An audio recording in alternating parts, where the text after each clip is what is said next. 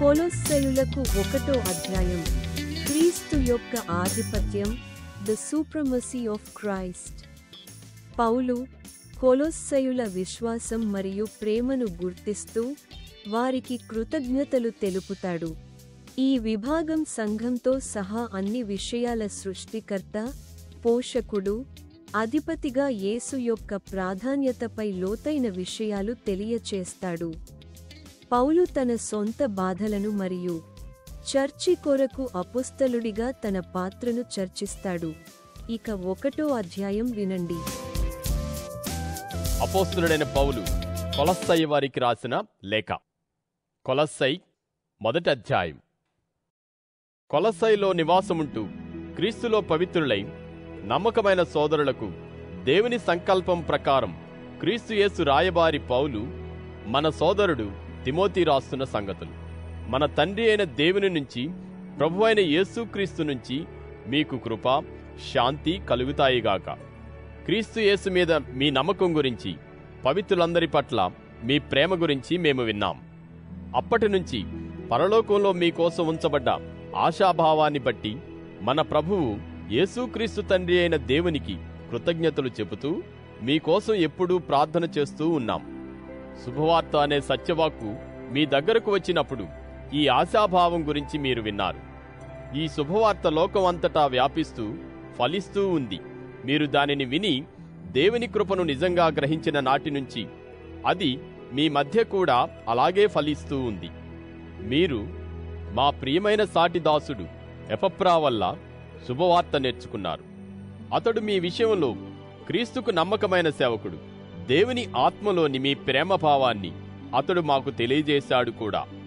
ఈ కారణం చేత ఈ సంగతి గురించి విన్న నాటి నుంచి మేము మీకోసం ప్రార్థన చేయడం మానలేదు. మీరు సంపూర్ణ ఆధ్యాత్మిక జ్ఞానం, తెలివి కలిగి ఆయన సంకల్పం పూర్తిగా గ్రహించాలని దేవుణ్ణి వేడుతూ ఉన్నాం. దీని ద్వారా మీరు ప్రభువుకు తగిన విధంగా నడుచుకుంటూ ప్రతి మంచి పనిలో ఫలిస్తూ అంతకంతకు దేవుణ్ణి తెలుసుకుంటూ అన్ని విషయాలలో ప్రభువుకు ఆనందం కలిగించాలని ప్రార్థిస్తున్నాం. మీకు ఆనందంతో కూడిన సంపూర్ణమైన సహనం, ఓర్పు కలిగేలా మీరు ఆయన దివ్య బల ప్రభావాల ప్రకారం సంపూర్ణంగా బలపడి తండ్రి అయిన దేవునికి కృతజ్ఞత చెబుతూ ఉండాలని మా ప్రార్థన. వెలుగులో ఉన్న పవిత్రుల వారసత్వంలో పాలిభాగస్థులు కావడానికి ఆయన మనలను తగినవారుగా చేశాడు. ఆయన మనలను చీకటి పరిపాలన నుంచి విడిపించి తన ప్రియ కుమారుని రాజ్యంలోకి తెచ్చాడు. కుమారునిలో ఆయన రక్తం ద్వారా మనకు విముక్తి, అంటే పాపక్షమాపణ ఉంది. ఆయన కనిపించని దేవుని ప్రత్యక్ష స్వరూపం, సర్వసృష్టికి ప్రముఖుడు. ఎందుకంటే ఆయన వల్ల సృష్టిలో అన్నీ ఉనికిలోకి వచ్చాయి. ఆకాశాలలో ఉన్నవి, భూమి మీద ఉన్నవి, కనబడేవి, కనబడనవి, సింహాసనాలైన, ప్రభుత్వాలైన, ప్రధానులైన, అధికారులైన సమస్తాన్ని ఆయన ద్వారా ఆయన కోసం సృజించడం జరిగింది. ఆయనే అన్నిటికీ పూర్వమున్నవాడు. ఆయనలోనే అన్నీ ఒకదానితో ఒకటి కలిసి స్థిరంగా నిలుస్తాయి. అంతేకాదు, శరీరానికి, అంటే తన సంఘానికి ఆయనే శిరస్సు. ఆయనే ప్రతిదానిలోనూ ఆధిక్యత కలిగి ఉండాలని, ఆయనే ఆది, చనిపోయిన వారిలో నుంచి సజీవంగా లేచేవారందరిలోనూ ప్రముఖుడు. ఎందుకంటే సంపూర్ణత అంతా ఆయనలో ఉండాలని తండ్రి అయిన దేవుని ఇష్టం. క్రీస్తు శిలువ మీద చిందిన రక్తం ద్వారా సంధి చేసి అన్నిటినీ తనతో సఖ్యపరుచుకోవాలని కూడా తండ్రి ఇష్టం. అన్నీ అంటే భూమి మీద ఉండేవి, పరలోకంలో ఉండేవి.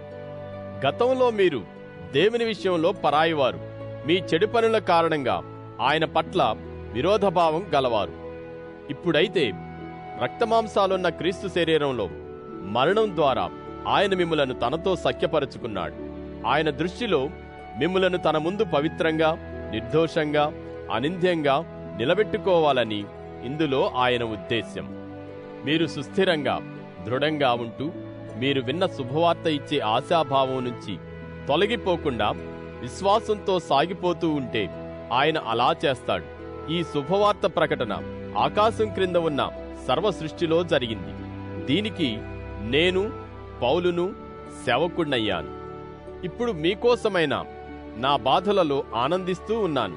తన శరీరం అంటే సంఘం కోసం క్రీస్తు కష్టాలలో తక్కువ పడిన దానిని నా శరీరంలో పూర్తి చేస్తూ ఉన్నాను. మీకోసం దేవుని వాక్కు అంటే రహస్య సత్యం పూర్తిగా ప్రకటించడానికి దేవుడు నాకు అప్పగించిన నిర్వహణ ప్రకారం నేను ఈ సంఘానికి సేవకుణ్ణయ్యాను. ఈ రహస్య సత్యం గత యుగాల పాటు తరాల పాటు మరుగైనది గాని ఇప్పుడు ఆయన పవిత్రులకు వెల్లడయ్యింది.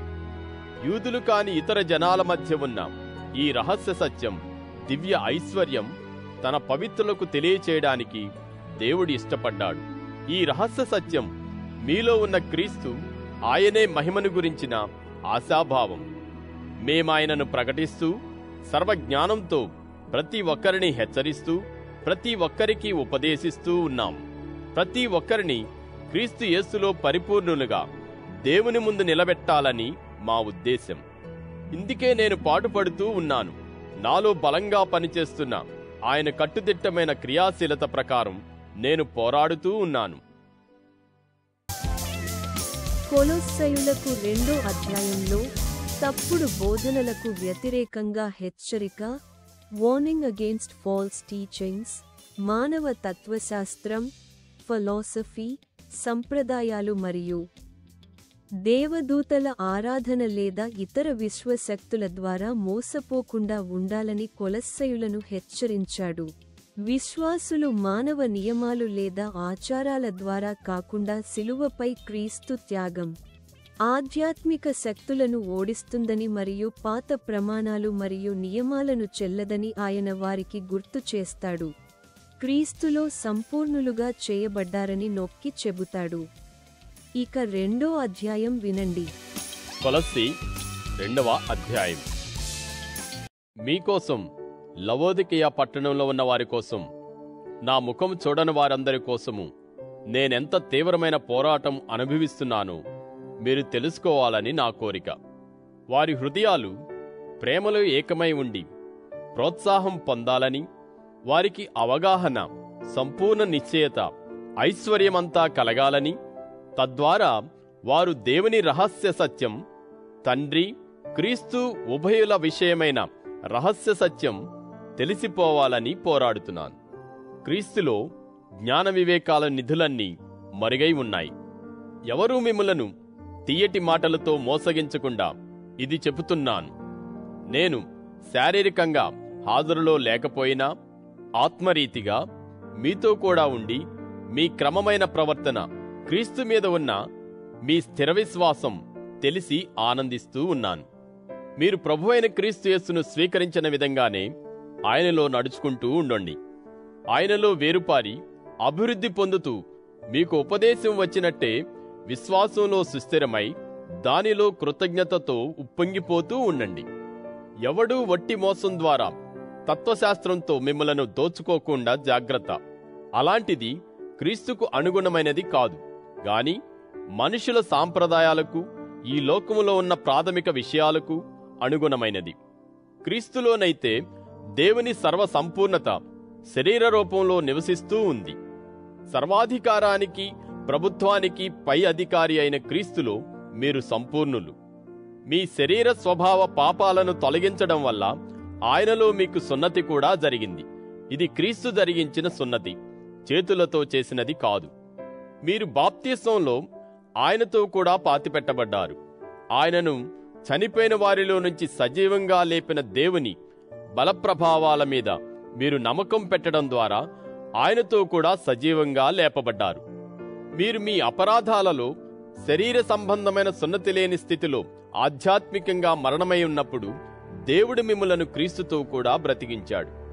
మనకు ప్రతికూలమైన రుణపత్రంగా రాసి ఉన్న దానిని, మనకు విరుద్ధమైన నిర్ణయాలను రద్దు చేసి పూర్తిగా తీసివేసి శిలువకు మేకులతో కొట్టి మన అతిక్రమ క్రియలన్నీ క్షమించాడు.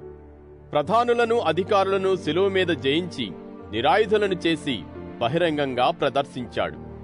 అందుచేత అన్నపానాల విషయంలో, పండుగలు, అమావాస్యలు, విశ్రాంతి రోజులు అనే వాటి విషయంలో ఎవరూ మీకు తీర్పు తీర్చకుండా చూచుకోండి. అలాంటివి రాబోయే వాటికి నీడలు మాత్రమే. వాటి స్వరూపం క్రీస్తు సంబంధమైనది. కపట వినయంలో దేవదూతలను పూజించడంలో ఇష్టమున్నవాడెవడు మీ బహుమతికి అడ్డుపడనివ్వకండి. అలాంటివాడు తాను చూడని వాటిలోనికి చొచ్చుకుని పోతారు. వాడి భ్రష్ట మనసు వాణ్ణి ఊరికే ఉబ్బిస్తుంది. వాడు శిరస్సును హత్తుకోకుండా ఉన్నాడు. ఆయన వల్ల శరీరమంతా పోషణ పొందుతూ దాని కీళ్ల చేత నరాల చేత ఏకమై ఉండి దేవుడి కలిగించిన వృద్ధి వల్ల పెరుగుతూ ఉంది. కాబట్టి ఈ లోకానికి చెందిన ప్రాథమిక నియమాల విషయంలో మీరు క్రీస్తుతో కూడా చనిపోయారు అంటే లోకంలో బ్రతుకుతూ ఉన్నట్టు ఈ నిర్ణయాలకు లొంగిపోవడమెందుకు? అది పట్టుకోకూడదు, ఇది రుచి చూడకూడదు, దానిని తాకకూడదు అనే నిర్ణయాలకు లొంగిపోవడమెందుకు? ఈ నిర్ణయాలన్నీ వాడుకోవడంలోనే నశించిపోయే వాటిని గురించినవే. మనుషుల ఆజ్ఞల మీద, ఉపదేశాల మీద ఆధారపడేవే. ఇష్టారాధనతో, కపట వినయంతో, కఠిన తపస్సుతో ఉన్న ఆ విషయాలలో జ్ఞానం ఉన్నట్టే అనిపిస్తుంది గాని శరీర స్వభావానికి చెందిన కోరికలను తీర్చుకోకుండా అవి దేనికి పనికిరావు. కొలొస్సయులకు 3 మరియు 4 అధ్యాయాలలో క్రైస్తవ జీవనం మరియు తుది శుభాకాంక్షలు, Christian living in final greetings. నూతన జీవితం, ది న్యూ లైఫ్. విశ్వాసులు తమ పాత పాపపు ఆచారాలను తిరస్కరించడం ద్వారా కరుణ, దయ మరియు వినయం వంటి క్రీస్తు లాంటి సద్గుణాలను ధరించడం ద్వారా క్రీస్తులో వారి నూతన జీవితానికి అనుగుణంగా జీవించాలని పౌలు ఆదేశిస్తాడు. క్రైస్తవ కుటుంబంలోని సంబంధాల కోసం అతను నిర్దిష్ట సూచనలను ఇస్తాడు. విశ్వాసులను యేసునామంలో ప్రతిదీ చేయమని కోరతాడు. పౌలు వ్యక్తిగత శుభాకాంక్షలు మరియు సూచనలతో లేఖను ముగిస్తూ తన కోసం ప్రార్థించమని మరియు ఈ లేఖను లావోదికయ వాసులతో పంచుకోవాలని ప్రోత్సహిస్తాడు. ఇక 3 మరియు 4 అధ్యాయాలు వినండి. కొలస్సై 3వ అధ్యాయం. మీరు క్రీస్తుతో కూడా సజీవంగా లేపబడి ఉంటే పైనున్న వాటినే వెతుకుతూ ఉండండి. అక్కడ క్రీస్తు దేవుని కుడి ప్రక్కన కూర్చుని ఉన్నాడు. ఆ పైవాటి మీదే మీ మనస్సు నిలుపుకోండి గాని భూలోక విషయాల మీద కాదు. ఎందుకంటే మీరు మృతి చెందిన వారే. మీ జీవం క్రీస్తుతో దేవునిలో మరుగై ఉంది. మన జీవమై ఉన్న క్రీస్తు కనిపించేటప్పుడు మీరు ఆయనతో కూడా మహిమలో కనిపిస్తారు. అందుచేత భూమి మీద ఉన్న మీ శరీర భాగాలను, అంటే లైంగిక అవినీతి, కల్మషం, కామోద్రేకం, చెడు కోరికలు, అత్యాశ రూపుమాపండి. వీటి కారణంగా దేవుని కోపం అవిధేయుల మీదికి వస్తుంది. మునుపు వాటిలో బ్రతికినప్పుడు మీరు వీటిని అనుసరించి నడుచుకున్నారు. ఇప్పుడైతే కోపం, ఆగ్రహం, దుర్మార్గం, కొండెం, మీ నోట నుంచి చెడ్డమాటలు వీటన్నిటిని కూడా విసర్జించండి. ఒకరితో ఒకరు అబద్ధమాడకండి. ఎందుకంటే మీ పాత మానవుణ్ణి దాని పనులతో పాటు విసర్జించి సృష్టికర్త పోలిక ప్రకారం సంపూర్ణమైన అవగాహనలో నవనూతనమవుతూ ఉన్న కొత్త మానవుణ్ణి ధరించుకున్నారు. ఈ విషయములో క్రీస్తే సమస్తము. అందరిలో ఉన్నవాడు గాని, యూదుడు, గ్రీసు దేశస్థుడు, సున్నతి గలవాడు, సున్నతి లేనివాడు, విదేశీయుడు, సిథియా దేశస్థుడు, స్వతంత్రుడు, దాసుడు అంటూ భేదమేమీ లేదు. దేవుడు మిమ్ములను ఎన్నుకొన్నాడు. మీరు పవిత్రులు, దేవుని ప్రియ ప్రజలు. కాబట్టి జాలిగల మనస్సును, దయను, వినయాన్ని, సాత్వికాన్ని, ఓర్పును ధరించుకోండి. ఒకవేళ మీలో ఎవరికైనా ఎవరి మీద అయినా ఫిర్యాదు చేయడానికి కారణం ఉన్నా ఒకరి పట్ల ఒకరు సహనం చూపండి. ఒకరినొకరు క్షమించండి. క్రీస్తు మిమ్ములను క్షమించినట్టే మీరు క్షమించండి. వీటన్నిటికీ పైగా ప్రేమను దాల్చుకోండి. పరిపూర్ణ ఐక్యత కలిగించే బంధం ప్రేమే. మీ హృదయాలలో దేవుని శాంతిని పరిపాలిస్తూ ఉండనివ్వండి. దీనికి కూడా ఒకే శరీరంలో మీకు పిలుపు వచ్చింది. కృతజ్ఞులై ఉండండి. క్రీస్తు వాక్కు మీలో సమృద్ధిగా ఉండనివ్వండి. సమస్త జ్ఞానంతో ఒకరికొకరు నేర్పుకుంటూ బుద్ధి చెప్పుకుంటూ ఉండండి. కృపాభావంతో కీర్తనలు, భజనలు, ఆధ్యాత్మిక సంగీతాలు హృదయంతో ప్రభువుకు పాడుతూ ఉండండి. అంతేకాక మీరేమి చేసినా అది మాటగాని చర్యగాని అంతా ప్రభువైన యేసు పేర చేసి ఆయన ద్వారా తండ్రి అయిన దేవునికి కృతజ్ఞతలు చెప్పండి. పెళ్లి అయిన స్త్రీలారా, మీ భర్తలకు లోబడి ఉండండి. ఇది ప్రభువులో తగిన ప్రవర్తన. పెళ్లి అయిన పురుషులారా, మీ భార్యలను ప్రేమిస్తూ ఉండండి, వారికి కష్టం కలిగించకండి. పిల్లలారా, అన్ని విషయాలలో మీ తల్లిదండ్రులకు విధేయులై ఉండండి, ఎందుకంటే ఇది ప్రభువుకు సంతోషకరం. తండ్రులారా, మీ పిల్లలు నిరుత్సాహపడకుండా వారిని చికాకుపరచకండి. దాసులారా, శరీర సంబంధంగా మీ యజమానుల పట్ల అన్ని విషయాలలో విధేయత చూపండి. మనుషులను మెప్పించాలని వారి కళ్ళెదుటే కాక దేవుని మీద భయభక్తులతో, కపటము లేని మనస్సులతో విధేయత చూపండి. ప్రభువు వల్ల ఒక వారసత్వం మీకు బహుమతిగా లభిస్తుందని మీకు తెలుసు గనుక మీరు ఏమి చేసినా అది మనుషుల కోసం కాక ప్రభువు కోసమని మనస్ఫూర్తిగా చేయండి. మీరు సేవ చేస్తున్నది ప్రభువైన క్రీస్తుకే. అక్రమం చేసేవాడు చేసిన దానికి ప్రతిఫలం పొందుతాడు, పక్షపాతం ఉండదు. కొలస్సై 4వ అధ్యాయం. యజమానులారా, పరలోకంలో మీకు కూడా యజమానుడొకడు ఉన్నాడని తెలిసి మీ దాసుల పట్ల న్యాయంగా, నిష్పక్షపాతంగా వ్యవహరించండి.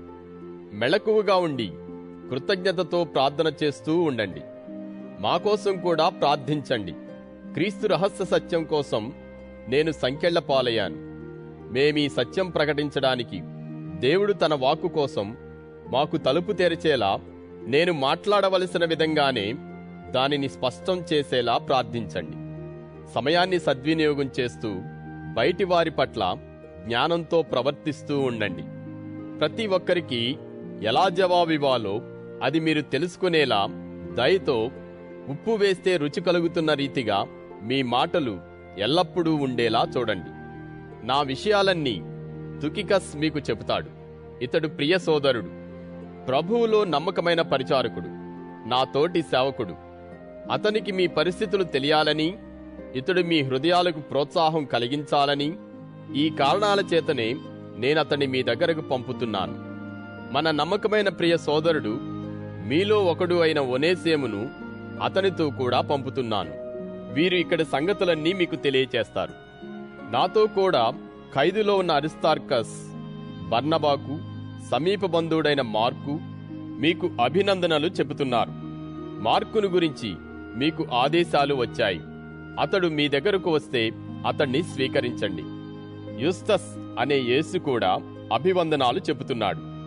దేవుని రాజ్యం కోసం నా జత పనివారిలో వీరు మాత్రమే సున్నతి పొందినవారు. వీరి వల్ల నాకు ఓదార్పు కలిగింది. క్రీస్తు దాసుడు, మీలో ఒకడు అయిన ఎపఫ్రా మీకు అభివందనాలు చెబుతున్నాడు. మీరు దేవుని సంకల్పమంతటిలో పరిపూర్ణులుగా, సంపూర్ణులుగా నిలిచి ఉండేలా అతడు మీకోసం ఎప్పుడూ ప్రార్థనలో ఉత్సుకతతో పోరాడుతూ ఉన్నాడు. ఇతనికి మీకోసం లవోదికేయలో, హియెరాపోలిలో ఉన్న వారి కోసం ఎంతో ఆసక్తి ఉందని ఇతని గురించి నా సాక్ష్యం. ప్రియ వైద్యుడైన లూకా, దేమాస్ కూడా అభివందనాలు చెబుతున్నారు. లవోదికేయలో ఉన్న సోదరులకు, నుంఫాకు, అతని ఇంట్లో ఉన్న సంఘానికి అభివందనాలు చెప్పండి. ఈ లేఖ మీ మధ్య చదివి వినిపించిన తరువాత లవోదికేయ వారి సంఘంలో కూడా చదివించండి.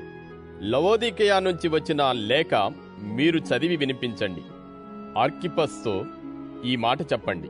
ప్రభువు మీకప్పగించిన పని పూర్తి చేయడానికి శ్రద్ధ వహించండి. నేను పౌలును నా సొంత చేతితో ఈ అభివందనాలు రాస్తున్నాను. నేను ఖైదీనని జ్ఞాపకం ఉంచుకోండి. కృప మీకు తోడై ఉంటుందిగాక. తథాస్తు.